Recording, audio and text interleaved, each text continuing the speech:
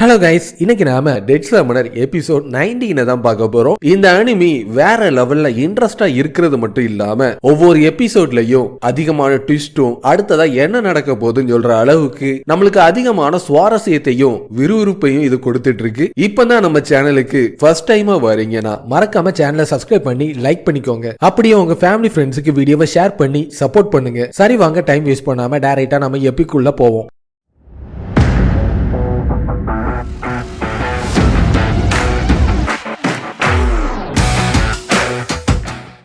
எல்லாம் முடிச்சுட்டு அவன் கண்ணை முழிச்சு பார்த்துட்டு இருப்பான். பார்த்தா அது சாதாரண ஒரு ட்ரீமா இருந்துட்டு இருக்கும். விஷயம், உனக்கு என்னதான் பிரச்சனை? திடீர்னு எதுக்காக பிளாங்க் ஆன மாதிரி அப்படி ஃப்ரீஸ் ஆயிட்டு? தொடர்ச்சியா நான் ட்ரைனிங்ல ஈடுபட்டனால ராத்திரி எல்லாமே நான் தூங்கவே இல்லை. அதனாலதான் திடீர்னு எனக்கு ஒரு வினோதமான கனவு ஒண்ணு வந்துச்சு. ஃபர்ஸ்ட் உன்னோட மென்டல் ஸ்ட்ரென்த்தை நீ ஸ்டேபிளா வச்சே ஆகணும். அதனால வீட்டுக்கு போய் நீ நல்லா ரெஸ்ட் எடுத்துக்கோ. நாளைக்கு காலையில பிரின்சிபல் ஆபீசர் நோக்கி வா. உன்கிட்ட ஒரு முக்கியமான விஷயத்தை சொல்லணும்னு ஆசைப்படுறோன்னு. அதுக்கு முன்னாடி நீ இப்போ வாங்கின இந்த எஸ் லெவல் ஸ்கில் புக்கை நாங்க வாங்குறதுக்கு 2.5 மில்லியன் கிரெடிட்டை கொடுத்து தான் நாங்க வாங்கியிருக்கனால அதை நீ எங்களுக்கு இப்போ நீ கண்டிப்பா கொடுத்தே தீரும். என்னது 2.5 மில்லியன் கிரெடிட்டா? அண்டர்வேர்ல்ட் மால்ல இருக்கிற பொருட்களை விடவும் இது ரொம்ப அதிக ரேட்ல எல்லாம் இருந்துட்டு இருக்கு. எனக்கு இவங்க ஃபேவர் பண்றேன்னு சொல்ற பேர்ல இந்த அளவுக்கு ஒரு பெரிய சொமைய என் தலையில கட்டுவாங்கன்னு நினைச்சு கூட பாக்கலன்னு கதற அழுதுட்டே அங்க இருந்து அவன் கிளம்பிட்டு இருப்பான். மிஸ்டர் லீ, நாளைக்கு காலையில என்னோட ஆபீஸை நோக்கி நீங்க வர சொன்னீங்கல்ல, சீக்ரெட் ரயிலத்தை பத்தி அவங்க கிட்ட சொல்லுதுக்கா. மிஸ்டர் லீ, இந்த மாதிரி நீங்க பண்ணவே கூடாது. இந்த வருஷத்தோட கடைசியில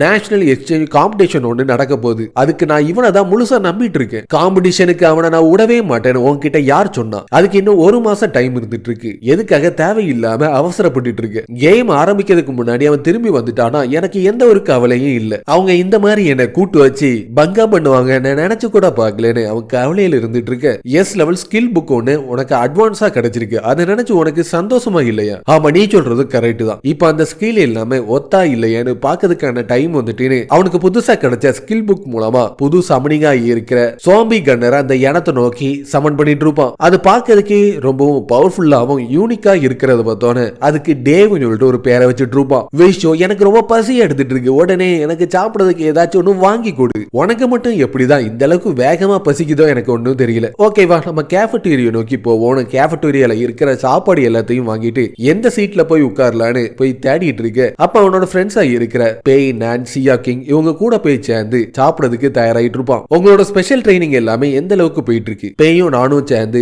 7th லெவல ரீச் பண்ணிட்டோம். சியா கிங் 8th லெவல நோக்கி முன்னேறிட்டா. ட்ரையல் டவர் இன்னையோட முடிஞ்சிட்டு. ட்ரையல் டவர் முடிஞ்சிட்டு அப்புறம் அடுத்ததான் நீங்க என்ன பண்ண போறீங்க? ஆக்சுவலான காம்பேட்ட பத்தி இருக்கிற எல்லா விதமான ட்ரைனிங்கையும் எங்களுக்கு கொடுக்கலான்னு அவங்க முடிவு பண்ணிருக்காங்க. ஆமா, நீ எங்களை பத்தியே பேசிட்டு இருக்கியே. நீ பாக்கிறதுக்கே இன்னைக்கு கொஞ்சம் வித்தியாசமா இருந்துட்டு இருக்கு. ஒருவேளை 4th லெவல அதுக்குள்ள நீ ரீச் பண்ணிட்டியா? நீ நல்லாவே பார்த்தே கண்டுபிடிச்சிட்ட. உன்னோட பார்வை ரொம்ப கழுகு பார்வையெல்லாம் இருந்துட்டு இருக்கு. அடுத்ததான் நீ என்ன பண்ணலான்னு முடிவு பண்ணிருக்க? சீக்ரெட் ரயிலத்துக்குள்ள நான் போலான்னு முடிவு பண்ணிருக்கேன்னு சொன்னோட, என்னது சீக்ரெட் ரயிலமா? அங்க அதிகமான பவர்ஃபுல்லான மான்ஸ்டர் எல்லாமே இருக்கும்னு சொல்லிட்டு நான் கேள்விப்பட்டிருக்கேன். அதுலயும் முக்கியமா 10,000 ரேஸ் செக்டை சேர்ந்தவங்க அந்த இடத்துல நிரம்பி இருக்கனால அவங்கள நீ சந்திக்கிறதுக்கு அதிகமான வாய்ப்பு இருந்துட்டு இருக்கு. நீங்க எதை நினைச்சு கவலைப்பட தேவையில்லை, எல்லாத்தையும் நான் பாத்துக்கிறேன்னு காலையில பிரின்சிபல் ஆபீஸை நோக்கி போயிட்டு இருப்பான். உன்னோட ஃபியூச்சர் பிளான் என்ன நாங்க தெரிஞ்சுக்கலாமா? நான் சீக்ரெட் ரயிலத்தை நோக்கி போகணும்னு ஆசைப்படுறேன். சீக்ரெட் ரயிலத்தை பத்தி உனக்கு ஏதாவது தெரியுமா? சீக்ரெட் ரயிலம் ப்ளூ பிளானட்ல கொஞ்சம் வருஷத்துக்கு முன்னாடி அப்பியர் ஆச்சு. அது அப்பியர் ஆனதுக்கு அப்புறம் 10,000க்கும் அதிகமான இன்டெலிஜென்ட்டான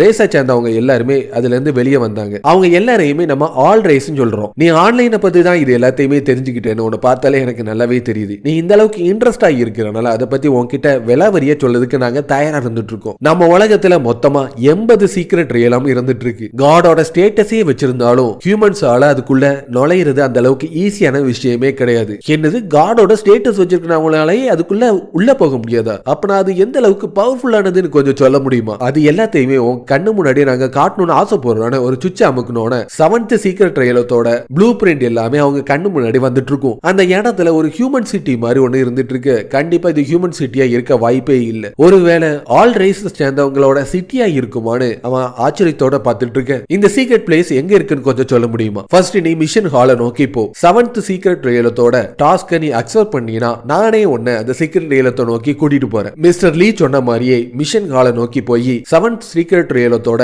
டாஸ்க் எப்படி இருக்குன்னு எடுத்து பார்த்துட்டு இருப்பான். அதுக்குன்னு எந்த விதமான அப்பர் லிமிட்டும் இருக்காது. அதனால உடனே அதை அக்செப்ட் கொடுத்தோன்னு நான் உன்னை சீக்ரெட் ரயிலத்துக்கு கூட்டிட்டு போறதுக்கு முன்னாடி நீ வச்சிருக்கிற இந்த ஸ்டோரேஜ் பேக் ரொம்ப சின்னதா இருந்துட்டு இருக்கு. அதனால இந்த ஸ்பேஸ் ரிங்க வச்சுக்கோ. இதுல ஏற்கனவே 3000க்கும் அதிகமான கியூபிக் மீட்டர்ல ஸ்பேஸ் அடங்கி இருக்கறனால உன்னால அதிகமான விஷயத்தை இதுல ஸ்டோரேஜ் பண்ண முடியும்னு ஒரு ஸ்பேஸ் ரிங்க ஒன்னு கிஃப்டா கொடுத்தோன்னு நீ அடுத்ததா டிராகன் சிட்டியை நோக்கி போ. அங்க சாங்க்னு இருக்கிறவனை நீ கண்டுபிடிச்சினா அவன் உன்னை சீக்ரெட் ரயிலத்தை நோக்கி கூட்டிட்டு போவான்னு சொன்னோன்னு அவனும் டிராகன் சிட்டியை நோக்கி போயிட்டு இருப்பான். அங்க ஏற்கனவே அதிகமான பாதுகாப்பு எல்லாமே இருந்துட்டு இருக்க 2 சோல்ஜர்ஸ் அவனை தடுத்து நிறுத்திட்டு உன் பேர் என்ன, நீ எங்க இருந்து வந்திருக்கன்னு உடனே சொல்லு. என் பேரு கிரேட் சேஜ், இவனோட பேரு வெய்ஷியோ, டீமன் யூனிவர்சிட்டியில இவன் ஸ்டூடெண்டா இருந்துட்டு இருக்கான். அப்புறம் நீ தான் வெய்ஷியோவா? என்னோட பேரு சாங் ஹேப்பன், இந்த ஸ்டேஷனோட டெபுட்டி கமாண்டரா நான் இருந்துட்டு இருக்கேன். நீ என்ன அங்கிள் சாங்க்னே கூப்பிடலான்னு அவனை கூட்டிட்டு உள்ள போயிட்டு இருக்க. கடந்த 100 வருஷமாவே டீமன்ஸ் யூனிவர்சிட்டியை சேர்ந்த ஸ்டூடெண்ட் தான் நல்லபடியா சண்டை போட்டு 7th சீக்ரெட் ரயிலத்தை நல்லபடியா பாதுகாத்துட்டு இருக்காங்க. அப்படி இல்லாத பட்சத்துல இப்ப அது மொத்தமா அழிஞ்சு போயிருக்கும். இப்ப வரைக்கும் பார்த்தனா 7th சீக்ரெட் ரயிலத்துல 36க்கும் அதிகமான ஹை லெவலான ப்ரொஃபஷனல் எல்லாருமே டீமன் யூனிவர்சிட்டியை சேர்ந்தவங்க தான் அங்க அதிகமா இருந்துட்டு இருக்காங்க. கொஞ்ச நாளைக்கு முன்னாடி டீமன் யூனிவர்சிட்டியை சேர்ந்த பிரின்சிபல் 9 பேர் அந்த இடத்துல காணாம போயிட்டாங்க. அவங்களுக்கு என்ன ஆச்சுன்னு யாராலையும் கண்டுபிடிக்கவே முடியல. என்னது 9 பிரின்சிபல் திடீர்னு காணாம போயிட்டாங்களான்னு அவன் பார்த்து ஷாக் ஆயிட்டு இருக்க. நீ தேடி வந்த சீக்ரெட் ரயிலத்தோட என்ட்ரன்ஸ் இதுதான். இதுக்குள்ள நீ போனீங்கன்னா டைரக்டா உன்னால ஹியூமன் சிட்டியா இருக்கிற சென்ட்ரல் ஸ்கொயரை நோக்கி போக முடியும்னு அவன் சொல்றத கேட்டோன்னு அதே மாதிரியே அவன் சீக்ரெட் ரயிலத்தோட என்ட்ரன்ஸை பயன்படுத்தி ஹியூமன் சிட்டியை நோக்கி போயிட்டு இருப்பான். அவன் ஏற்கனவே வாழ்ந்துட்டு இருக்கிற டீமன் யூனிவர்சிட்டி மாதிரியே ஹியூமன் சிட்டி பார்க்கிறதுக்கு கூட்டமா நிரம்பி வழிஞ்சிட்டு இருக்கு. நீ பார்க்கிறதுக்கே புதுசா இருக்கிற மாதிரி தெரியுது. என்கிட்ட பிளட் எக் சிட்டிக்கு போறதுக்கு தேவையான மேப் இருந்துட்டு இருக்கு. இதை நீ வாங்குறதுக்கு தயாரா இருக்கேன்னு ஒருத்தங்க ஓடி வந்து கேட்டோன்னு இதுக்கு நீ பெருசா எனக்கு ஒண்ணு கொடுக்க வேண்டாம், 5000 ரூபாய் மட்டும் கொடுத்தா போதும், இது ரொம்ப எக்ஸ்பென்சிவா இருந்துட்டு இருக்கு, 1000 ரூபானா